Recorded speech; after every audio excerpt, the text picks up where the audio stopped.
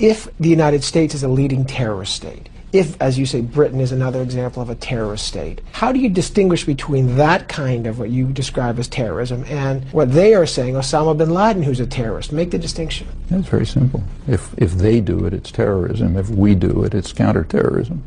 That's a historical universal.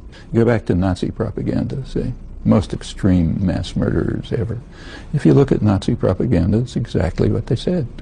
They said they are defending the populations and the legitimate governments of Europe. Let's talk about in the Middle East, for example, where Sharon says, we are experiencing terrorist bombings, and therefore we have to have a big operation in the West Bank and root out terrorism. And people say, hey, you're violating human rights. And the Israelis say, there's no equivalency between suicide bombings and protecting our security. And the Palestinians say there's no equivalence between suicide bombings and the occupation. This is the 35th year of a harsh, brutal, and vicious occupation, supported unilaterally by the United States, constant terror and atrocities. Suppose Palestinians say, well, we're under terrorist attack for 35 years, therefore we have a right to carry out suicide bombings. Which is what they say. Do you accept this?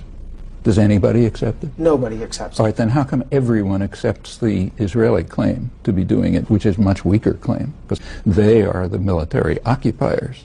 Palestine isn't occupying Israel. And this isn't just started now. It's gone on years ago.